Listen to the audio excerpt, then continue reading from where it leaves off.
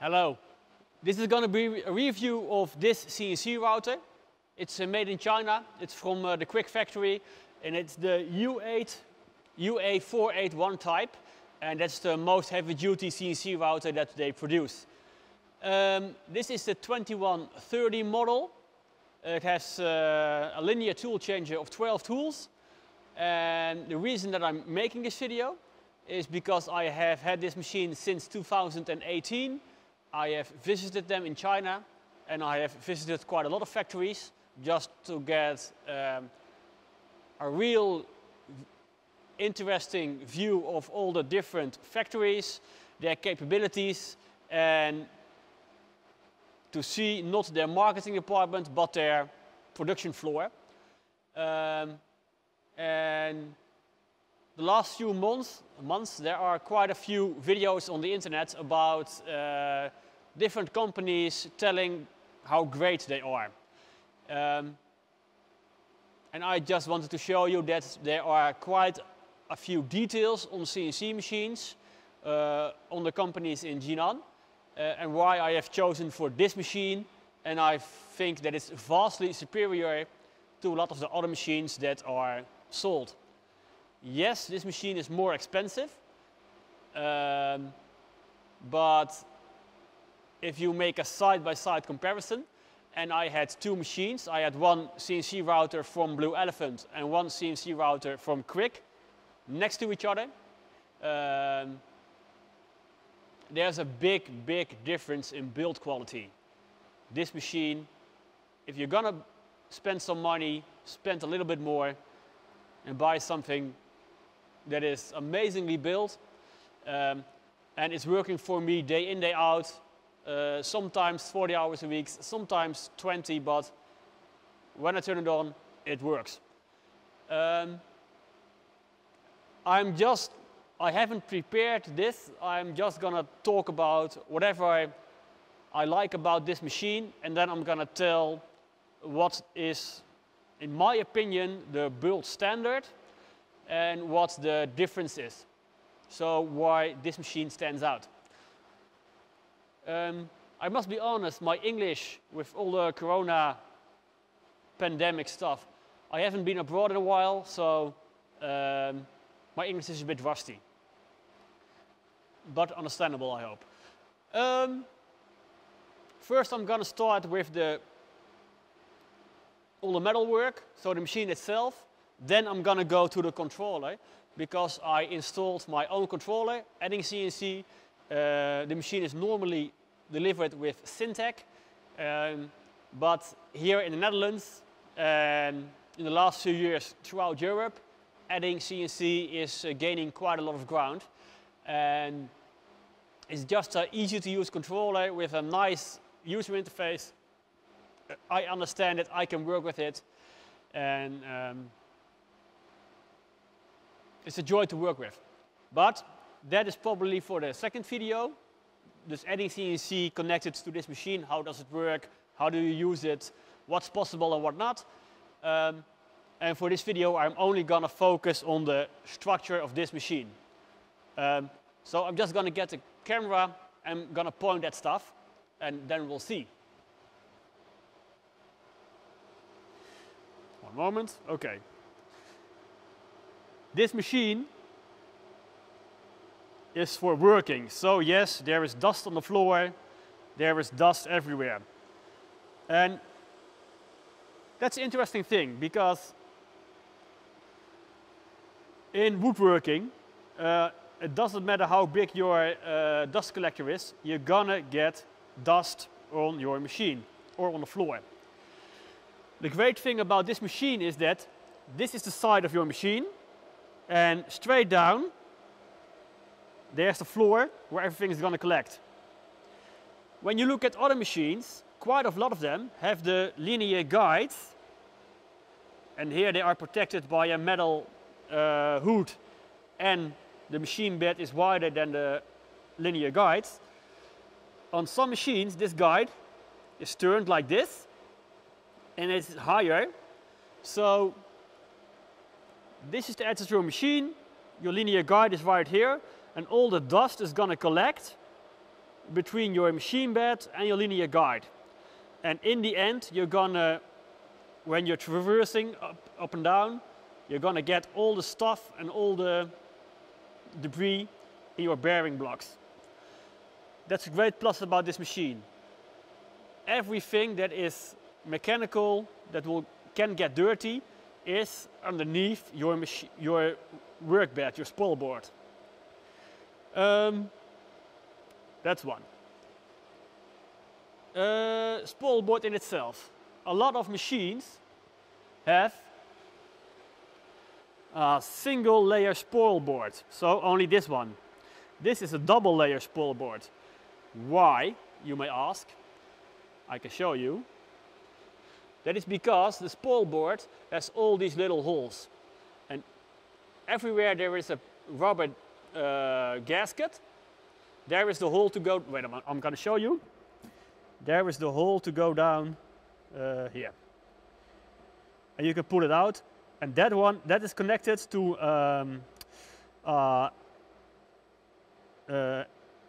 how do you call it again?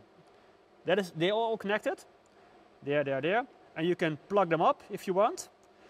And when you fill the entire bed, you can get a razor. Let me get one. Yes. We've just moved a few months ago, so it's a bit messy, but we're working on it.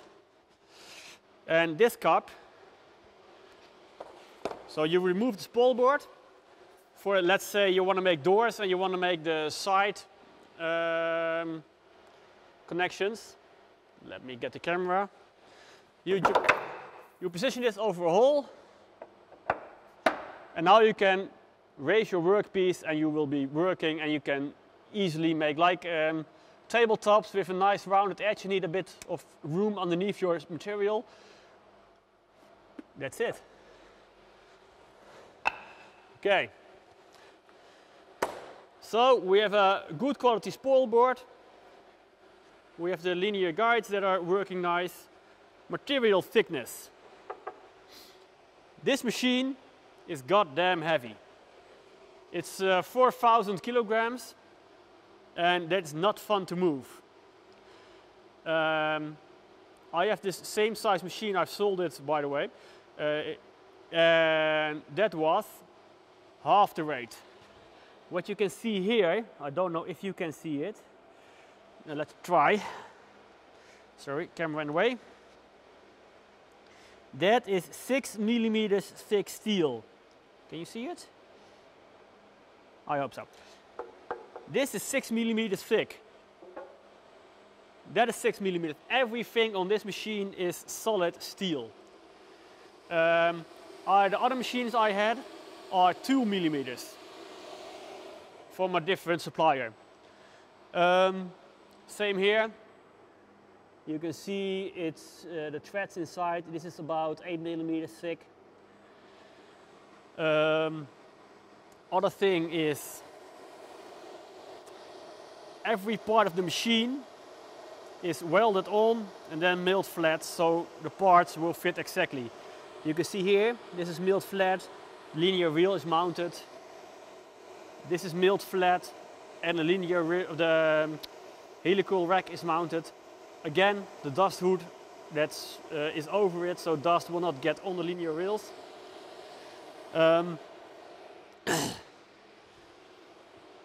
Other thing is the head of the machine.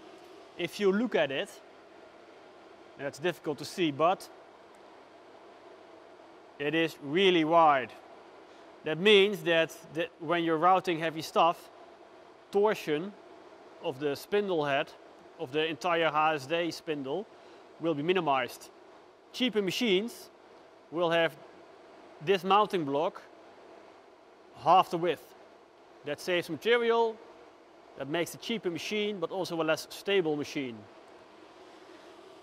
For the rest, it is a nothing to hide design, so everything is open. You can see the finish, you can see how it's mounted, you can easily see how everything is adjusted and fixed. And again, nothing to hide. A lot of dust, but yeah, that's part of working. Underneath this hood are all the electronic vacuum bed valves. So there are 6 valves for 6 zones, and you can activate and deactivate them on the controller. Behind this hood are all the pneumatic filter, oiler, pressure regulators, etc.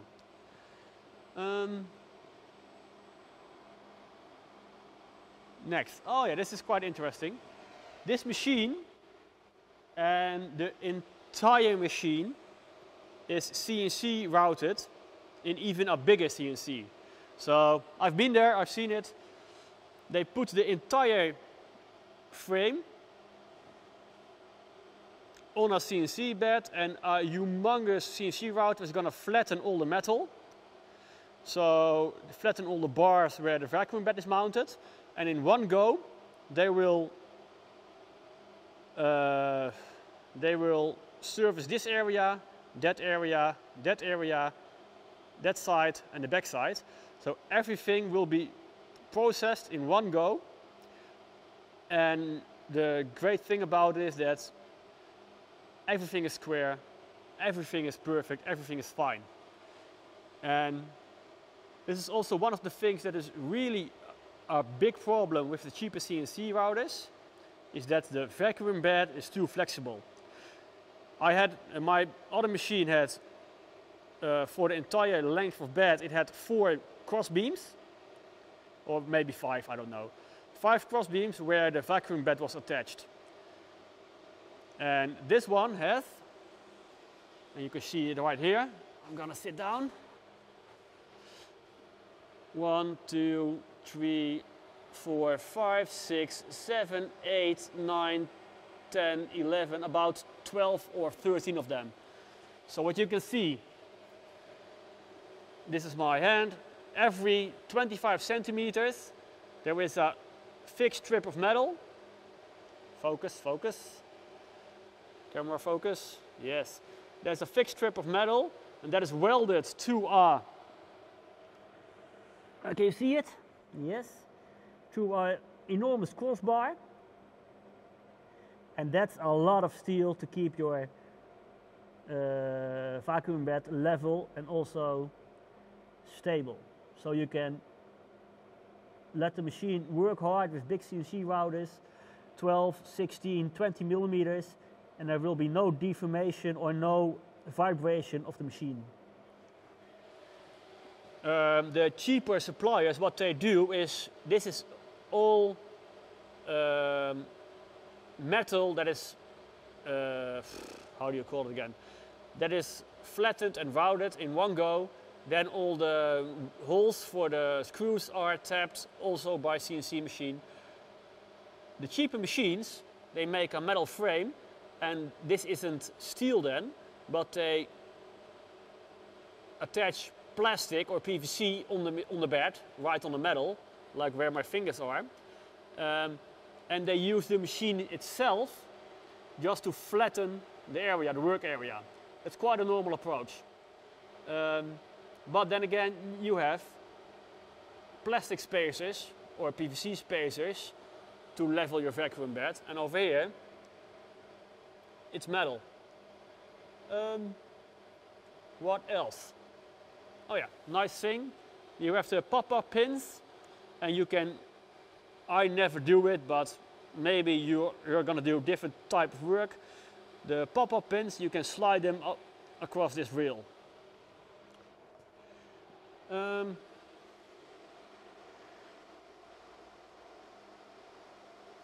That's about it, I think, for the mechanical part. The machine is now from 2018, so it's about 4 years old.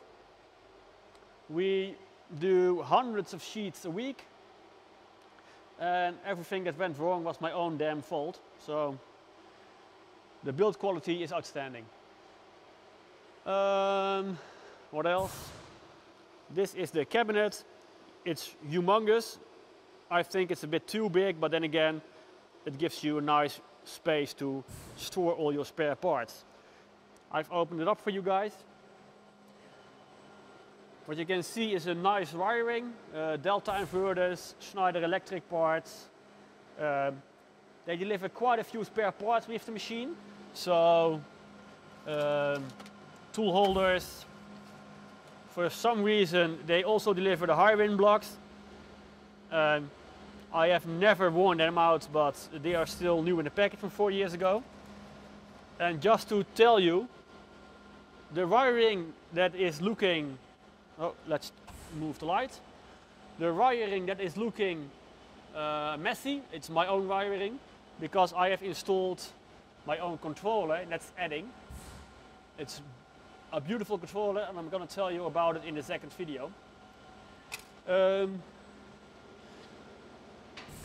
The thing I have altered, because CNC routing is messy, I have installed a few filters, and these are the standard filters that are used in dust collectors, and I'm using them to suck air into cabinets to create an overpressure, so that if you have a gap somewhere or a little hole, you know what I mean, there is overpressure, so it will stay clean.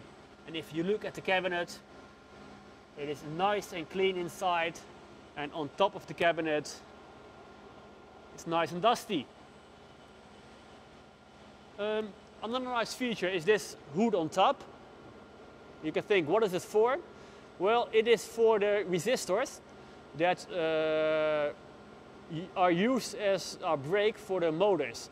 So when you accelerate, you're just going to use electricity. But if you decelerate, you need to have a resistor that can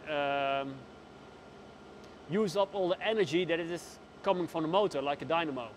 And this will help get a faster CNC router, and they are mounted outside of the cabinet so that the heat can dissipate outside in the surroundings and not in your electronics cabinet. Oh yeah, we've got an infrared screen, of course. This is the standard infrared screen that is delivered with the machine. The only thing that I have done, because I want the machine to be accessible from multiple sides, is I have mounted a 45-degree mirror so that the infrared screen goes from there through the mirror to there. And that's about it. If you have questions about CNC routers, I have had routers from G. Wijker, from Jinan Nice Cut, from Blue Elephant, and this one is from Quick CNC. You can always contact me and ask me why this machine is the best I ever had. And in a few months I'm gonna buy a second one, a bit bigger than this one, because without this machine I could close down my shop. Well, that's a long story. What else? Oh yeah, the linear tool array. We have 12 tools, and for me that's more than enough. It's the cheapest tool changer that's possible. You can have a rotary tool changer or whatever. This works, it has no moving parts, it's the machine itself that will go to the right position and pick up the parts, so less likely to get errors, malfunction, etc. One of the malfunctions we had was quite an irritating one. I have a compressor that goes to 8 bars, so it will start up at 6 bars and shut off at 8 bars. But sometimes at 6 bars the pressure to release the tool was not big enough. So what did we do? We had a nice tip from Rick, and Rick told us, install this pneumatic compressor. It's a cheap part, it's from STM, and what does it do? You will feed it with 8 bar compressed air. It will use the compressed air to activate a really small compressor and upgrade the air to 10 bars constantly. So the air fluctuation doesn't matter, because this thing will, yes, it will consume a bit of air, but it will also keep the air at a nice precise level, so your tool changes will be nice and exact. Now I'm going to start it up. So I'm going to feed it the compressed air. One moment. Okay. Let me point the camera in the right direction. Yes. I'm going to open the airflow, and then you will see, you will hear the thing clickety click. That sound is the compressor running. That's it.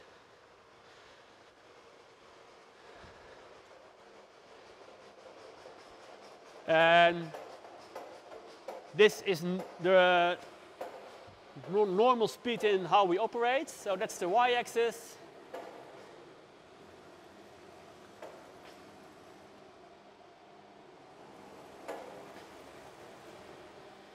And one thing I did when it came in is just install it, learn the machine where every position is, and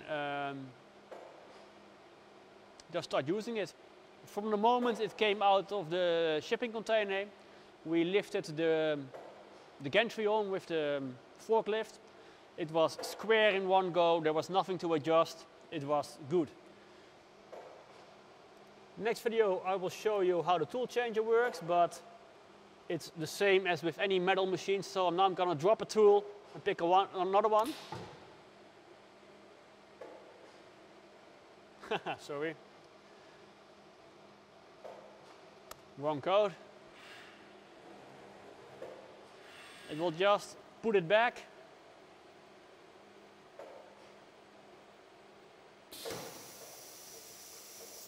You will hear an airflow, and that flows to clean the ISO holder.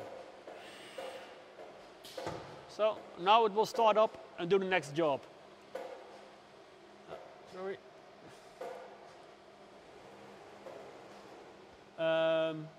What you can see here,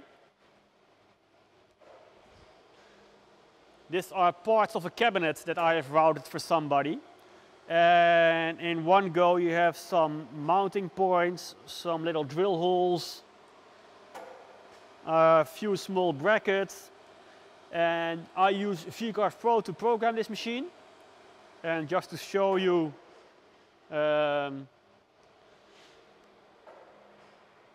it's done. So you can just lift off all the scrap material and push out all the parts.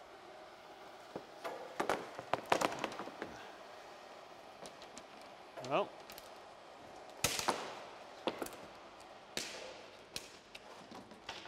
And we use a compression bit to keep all the parts in place so that you can route really small parts in one go.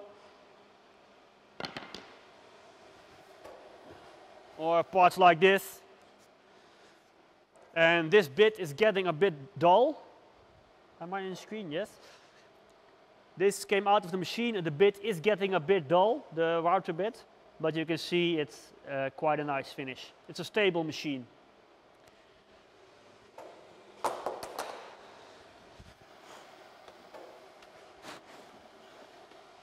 And to show you the force of the compression bit, this is, I have no idea what it is, it's a hole. But by using a compression bit, you can just fix the material in place until it's done. That's it.